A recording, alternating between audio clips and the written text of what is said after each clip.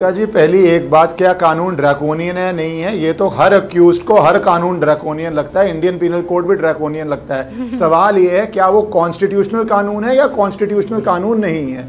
Supreme court ने पाया कि ये संवैधानिक कानून है, तो ये जो पूरी बहस है यही बेईमानी हो जाती है। अब दूसरी बात, पिछले साल भर से ये बहस चल रही थी कि इस लॉ के अंदर बेल संभव ही नहीं है। तहसीन मेरे साथ 36 डिबेट्स पे जा चुका है और कहता है एक बिल्डर छोड़ के, जो तहसीन के दोस्त हैं उनको छोड़ के, इस केस के अंदर बेल संभव ही नहीं है, बेल होती ही नहीं है। जो भी है आपका दोस्त है, आपने उससे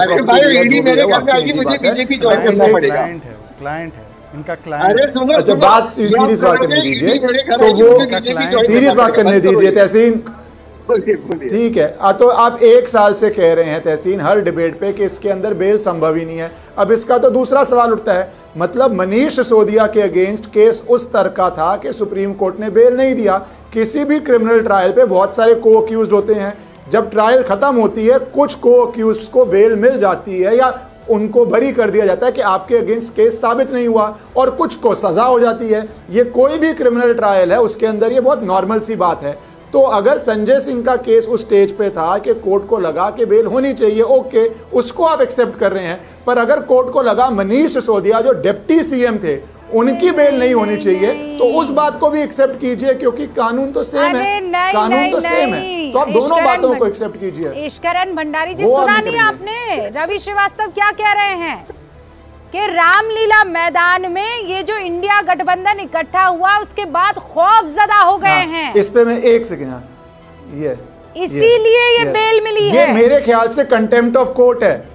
ये रुबिका जी, ये कंटेम्प्ट ऑफ कोर्ट है। ये बोलना कि एक पॉलिटिकल रैली होती है उस वजह से खौफ क्रिएट हो गया है, ये मुझे नहीं लगता शोभा देता है किसी को भी नेशनल टेलीविजन पे बोलने के लिए।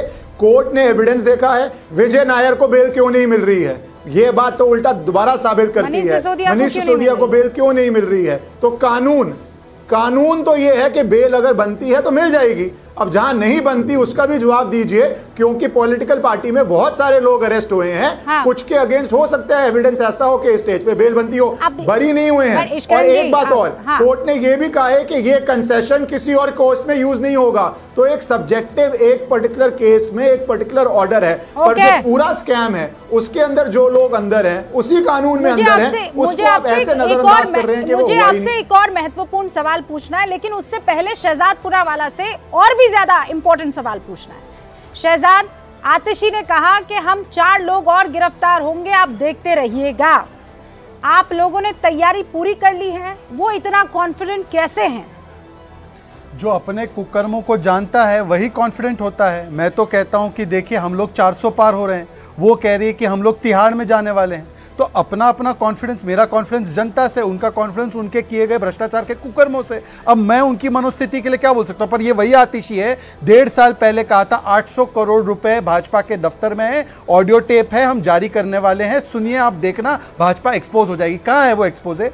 और उस पर आज तक एक एफआईआर नहीं करवाई, क्योंकि वो तो पीओसी का मामला है ना। यहाँ पर बैठे हैं वकील, अच्छा ये वकील साहब जो दूसरे वाले, नॉट ईश्वरन, ये वकील साहब कहते हैं कोई वायरल होता है, कोई वायरल फैलाता है। भाई आपकी बीमारी से आप जो ग्रसित है वो कब निकलेगी? भाई जमानत और राहत में पहले अंतर है। कल तक ये नाच रहे थे कि देखे कोर्ट फ्री नहीं है, लोकतंत्र मर चुका है। आज कोर्ट ने बेल दी और ईडी ने अपोज नहीं किया। ये कह रहे थे ईडी विंडिक्टिव है, ईडी विंडिक्टिव होती तो बेल अपोज करती। और चौथी बात, इन्होंने क्या कहा, अभी रवि जी देखिए 2 बातें कह गए, भावनात्मक होते होते क्या कह जाते हैं। उन्होंने कहा कि जिसको भी अभी तक बेल मिली है उसने मिली है क्योंकि उन्होंने भाजपा के साथ डील कर ली। मतलब ये संजय सिंह के बारे में क्या कह रहे हैं। और उसके अलावा ये देखिए क्या कहते हैं कि ईडी के पास सबूत नहीं था इसलिए इनको छोड़ दिया। तो मतलब कि केजरीवाल पे पूरा सबूत है। मतलब आज अगर बेल, अगर दोषमुक्त होने का गवाह है तो बेल जिसको नहीं मिला वो तो सरगना हो गया ना आपके हिसाब से। आप ही के तर्क है। मतलब आज रवि श्रीवास्तव ने ऑन रिकॉर्ड कहा है केजरीवाल शराब घोटाले के सरगना है। अब बताइए जेल से सरकार क्यों चल रही है? नहीं, ये आपने कहा है रवि जी, मैंने आपको कोट किया है, आपको मैंने कोट किया है। आपने कहा केजरीवाल चोर है, आपने कहा सिसोदिया चोर है, आपने कहा विजय नायर चोर है, आपने कहा आम आदमी पार्टी चोर है, और ये सारे चोर को जेल नहीं मिल रही। आपने कहा, आपने कहा, आप रिवाइंड करके सुनिए अपनी बात को। श्रीमान जी, आपने कहा कि नहीं कहा? बताइए, आपने केजरीवाल को चोर कहा नहीं कहा? मैं आपने कहा चाहता हूं कि 12 अक्टूबर 12 अक्टूबर छोड़ो, 2 अक्टूबर भूल गए आप 2 अक्टूबर भूल गए, शराब के खिलाफ थे गांधी जी। अगर आप छोड़ दीजिए इसको, बोलिए केजरीवाल को बेल नहीं मिली, मतलब खड़ा नहीं होएगा यहाँ पे। नहीं, केजरीवाल को बेल नहीं मिली तो आपके लॉजिक से क्या है? और वही हुआ कि आज जैसे ही ट्रायल पर केस आया, आपका केस उखड़ गया। सुप्रीम कोर्ट में ट्रायल नहीं चलता, मान्यवर कुछ भी मत बोलिए। आपने सुप्रीम कोर्ट ट्रायल कोर्ट है क्या? आप तो सुप्रीम कोर्ट एपेलेट कोर्ट है भाई, क्या बोले जाते हैं भाई? आप तो इसने ऐसा कहा, उसने 100 करोड़ दिए, अरे 1 रुपया तो बरामद नहीं हुआ। माननीय सुप्रीम कोर्ट ने भी यही कहा कि आपका 1 रुपया तो बरामद नहीं हुआ। अच्छा, और सुप्रीम कोर्ट ने मनीष सिसोदिया की बेल रिजेक्ट करते हुए 338 करोड़ का बोला वो खा जाना है। मतलब जो आपको पसंद आए तब जुडिशरी ठीक है, जो पसंद ना आए तो जुडिशरी अंडर प्रेशर। एक काम करते हैं रवि जी, एक सेकंड। इन्होंने कहा, सुप्रीम कोर्ट ने कहा कुछ मिला नहीं है, वो उनकी क्वेरी थी, फाइंडिंग नहीं था। पर सुप्रीम कोर्ट ने फाइंडिंग कहा कि 338 करोड़ का मनी ट्रेल मनीष सिसोदिया के मामले में बेल रिजेक्टेड, उसका क्या कहेंगे आप? नहीं, सुप्रीम कोर्ट जब ऑड डे पे सुप्रीम कोर्ट मेरा इवन डे पे सुप्रीम कोर्ट को त्याग, जेंटलमैन ऑड इवन नहीं चलता। श्रीवास्तव जी, पूनावाला जी, इन्होंने दोनों मेरी बात सुनिए। केजरीवाल चोर आपके मन में रवि जी, अच्छा वो टेंटेटिव था और ये फाइनल हो गया। गजब का लॉजिक है भाई। हाँ, बस मैं यही तो समझना चाह रही हूँ। रवि जी, अब एक एक करके मेरा सवाल सुनिए और एक एक लाइन में मुझे जवाब दीजिए, ठीक है? आप दोनों के मन में एक दूसरे को लेकर सवाल है, मैं चाहती हूँ सवाल पूछा, जवाब दीजिए, फिर दूसरा सवाल, ठीक है? Let's try this way.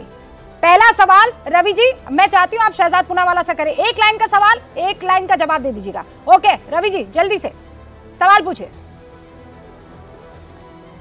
मेरा ये कहना है कि इस केस के अंदर जो जमानत मिली है उसमें ईडी ने कोई मेहरबानी नहीं की है।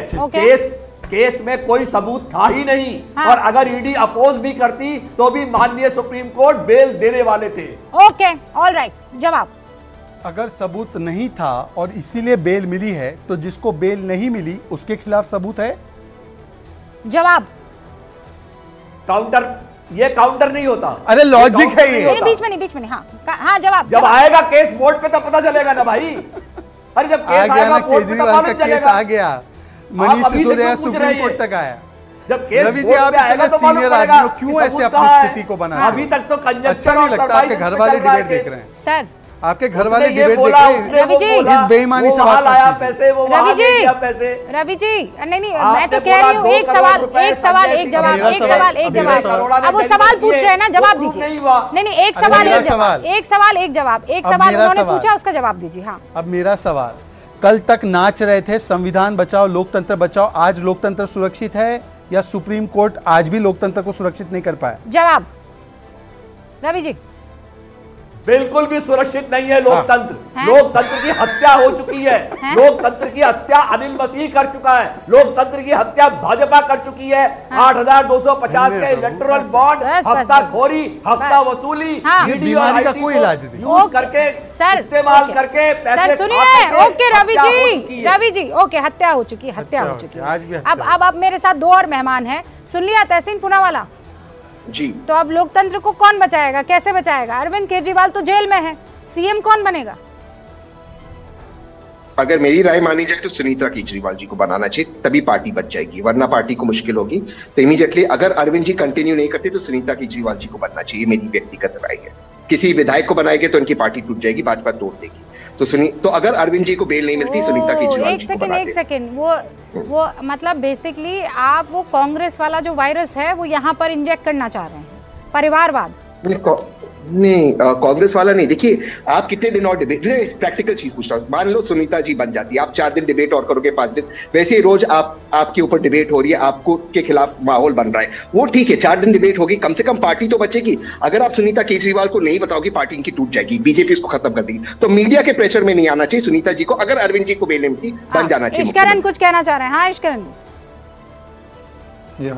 2 बातें। किसी भी लोकतंत्र के अंदर ये बहुत बड़ी बीमारी है कि अगर नेता चुना जाएगा जन्म से या शादी से। आम आदमी पार्टी 3-4 मुद्दों से शुरू हुई थी, दिल्ली की पार्टी है, करप्शन के खिलाफ आज उनके नेता जेल में हैं। दूसरा, वंशवाद के खिलाफ आज यहां पे कहा जा रहा है कि उनकी मिसेस जो अभी तक पॉलिटिक्स में नहीं है उनको सीधा सीएम बना दिया जाए। तो जो जो बातों पे उन्होंने भ्रष्टाचार के खिलाफ आंदोलन रखा वो सारी बातें फॉलो हो रही हैं। और लास्ट बात, वो कहते थे अगर आपका नाम आ जाता है किसी एलिगेशन में, प्रूफ नहीं, एफआईआर नहीं, चार्जशीट नहीं, तो आपको रिजाइन कर देना चाहिए। यहां पे सवा साल डिप्टी चीफ मिनिस्टर की बेल नहीं हो रही है, मिस्टर केजरीवाल जेल में है, तो कहते हैं परिवार को बना दें। अब तहसीन का यह कहना सही है क्योंकि वो जिस विचारधारा में विश्वास करते हैं वहां पे एक गद्दी है जो राइट ऑफ किंगशिप फ्लो करता है खून से, तो रवि जी बताएंगे। रवि जी, नई पार्टियों में भी अगर ये आ रहा है तो ये बहुत डेंजरस है। एक मिनट मैं आप लोगों से चाह रही हूँ, नहीं आप उस पॉइंट पर ले आए हैं इस डिबेट को जहां पर अब आप ही लोग तय कर देंगे मेरे ख्याल से। मतलब अगर आपको पॉलिटिकल एडवाइजर बना दे तहसीन पूनावाला तो आम आदमी पार्टी के अरविंद केजरीवाल की धर्मपत्नी को आप सीएम बना देंगे, राइट? क्लियर है? अगर अरविंद जी रिजाइन करते, वरना अगर कोई भी विधायक बना भाजपा उसको समाप्त कर देगी पार्टी को। अच्छा,